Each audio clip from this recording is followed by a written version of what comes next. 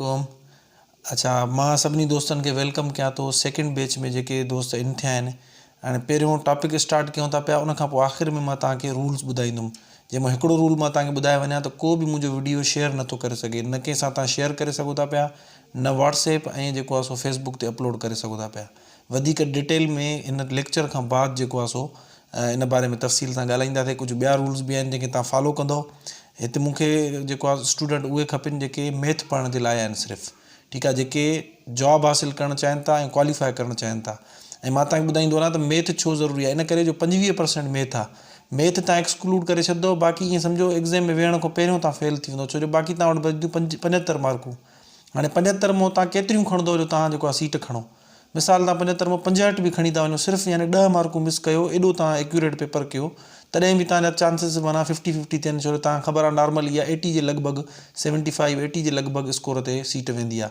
मुंहिंजी पंहिंजी सिलेक्शन जेको आहे 79 ते थी, ठीकु आहे। छो इन करे जेकॾहिं तव्हां मैथ खे कढी छॾंदो त तव्हां ईअं सम्झो एग्ज़ाम में वेहण खां पहिरियों ई तव्हां फेल थी वियो, बाक़ी तव्हांखे खेॾण जे लाइ बाक़ी 75 मार्कूं बचंदियूं। सो इन करे मैथ इंपॉर्टेंट आहे। ऐं मैथ जो मां तव्हांखे सिर्फ़ु ईअं न त 25 मां सिर्फ़ु पास, इंशाल्लाह 20+ तव्हां स्कोर कंदो, जेको जेतिरी वधीक महिनत कंदो, पर पंहिंजो फोकस सॼो पढ़ाई ते हुजणु खपे। हाणे अचो त पहिरियों टॉपिक शुरू कयूं था। अच्छा, अॼु असांजो टॉपिक आहे अणपूर। हाणे अणपूर असांखे सम्झणो पवंदो। अणपूर चइबो आहे उनखे जेका शइ पूरी न हुजे, उनखे छा चवंदासीं, अणपूर नाले मुज़ाहिर आहे।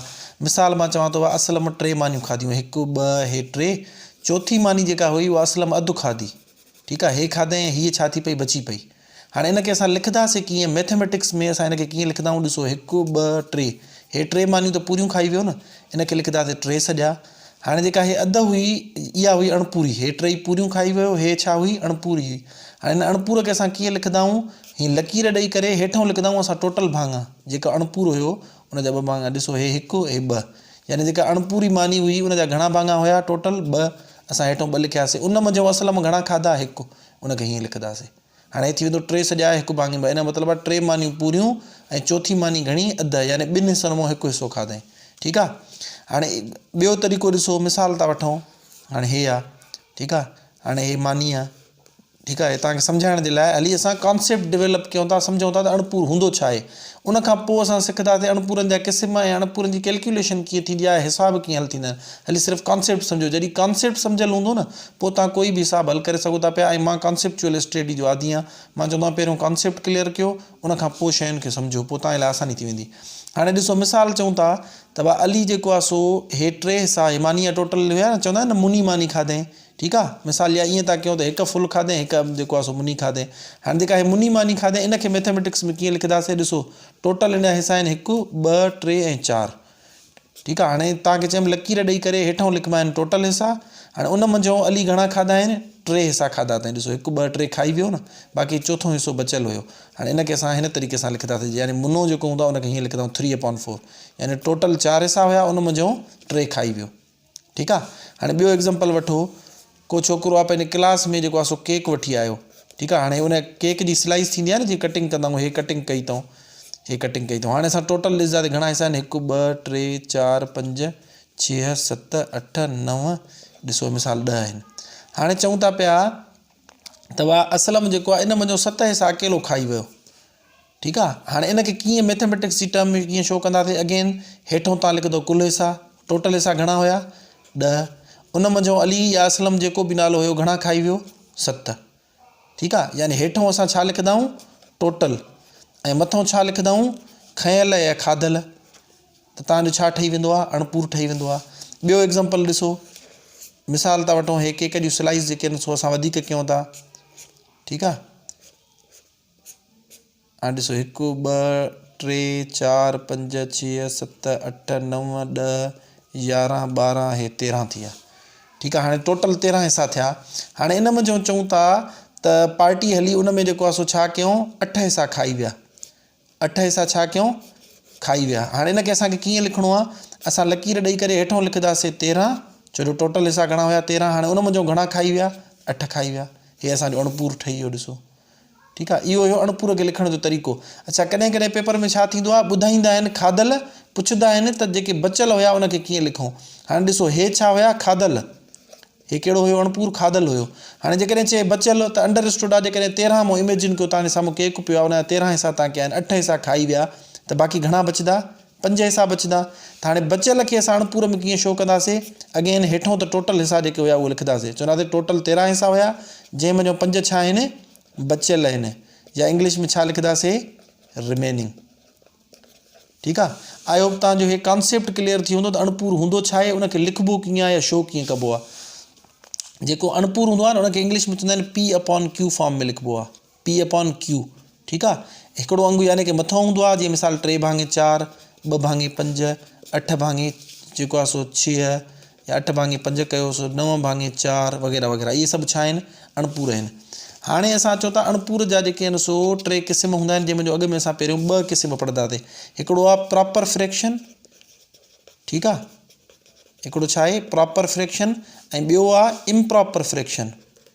हाणे प्रॉपर तव्हांखे लफ़्ज़ जी ख़बर आहे प्रॉपर जो मतिलबु हूंदो आहे का शइ सही हुजे जॻह ते हुजे पूरी हुजे सुठी हुजे सही हुजे जीअं चओ आहे प्रॉपर आहे ऐं इम्प्रॉपर जो मतिलबु आहे जेका सही न हुजे।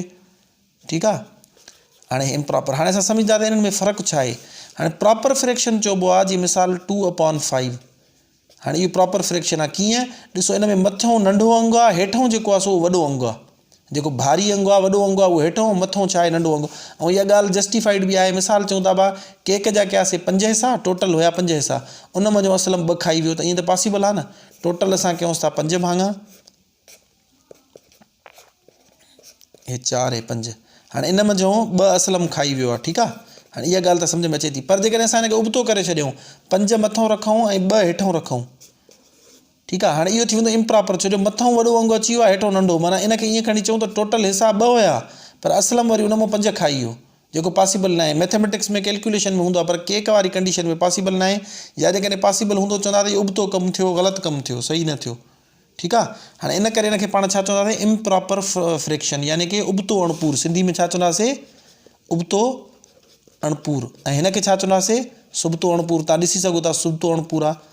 इन जो मिसाल मां ईअं ॾींदो आहे ॾिसो 2/5 माना मथियों अंगु नंढो आहे हेठों जेको आहे सो वॾो आहे हिन मतिलबु आहे इहो सही आहे हे भारी आहे इहो हेठों आहे। इन जो मिसाल ईअं आहे जीअं ट्रक तव्हांजे मथां या तव्हां ट्रक जे मथां ॾिसो जीअं तव्हां ट्रक जे मथां हो न तव्हां हल्का हो ट्रक वज़नी आहे तव्हांजे हेठों आहे इहा बिल्कुलु सही आहे इहा प्रॉपर शइ आहे।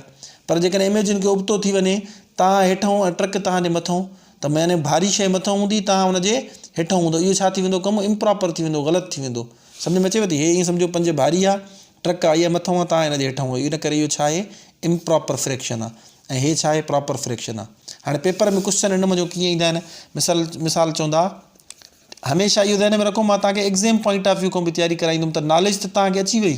हाणे एग्ज़ाम में उनखे कीअं यूटिलाइज़ कयो या एग्ज़ाम में पेपर में क्वेश्चन कीअं अची सघनि था मां स्टूडेंट्स जी इन पैटर्न ते तयारी कराईंदो। हाणे हे ॾिसो विच ऑफ द फॉलोइंग हे तव्हांखे हली रफ़्ते ईअं एग्ज़ाम्पल ॾियां थो which of the following is improper fraction.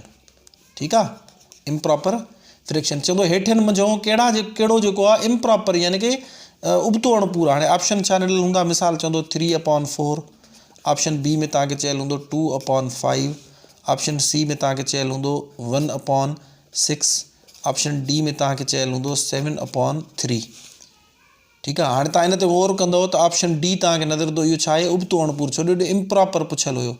ठीकु आहे। हे इम्प्रॉपर हे आहे जंहिंमें मथियों अंगु वॾो अची वियो आहे 3 हेठों अची वियो आहे जीअं ट्रक ऐं तव्हां वारो मिसाल ॾिनोमांव ईअं सम्झो ट्रक मथां अची विया तव्हां हेठों इन करे इहो असांजो छा आहे इम्प्रॉपर अणपूर। हाणे ट्रक ऐं तव्हां वारे मिसाल में इनशाला कॾहिं बि तव्हां खां प्रॉपर इम्प्रॉपर अणपूर विसरंदा न आहे। पेपरनि में हिन टाइप जो पुछी सघनि था यानी उहो तव्हांजो चेक कंदा त प्रॉपर ऐं इम्प्रॉपर अणपूर जी हिननि खे ख़बर आहे या न आहे। आई होप तव्हांखे अणपूर जो कॉन्सेप्ट सम्झ में अची वियो हूंदो त अणपूर हूंदो छा आहे। ठीकु आहे। ऐं तव्हांखे इहो बि सम्झ में अची वियो त अणपूर जेकॾहिं हुजे त हुनखे असां रियाज़ी में लिखंदा कीअं कन्वर्ट कीअं कंदा आहियूं। हाणे तव्हांखे 1-2 मां एग्ज़ाम्पल ॾियां थो जीअं मां हे तव्हांखे करे ॾेखारियो न 13 मां 8 खाई वियो त इहो थी वियो खाधल जो पियो जेको आहे फ्रैक्शन।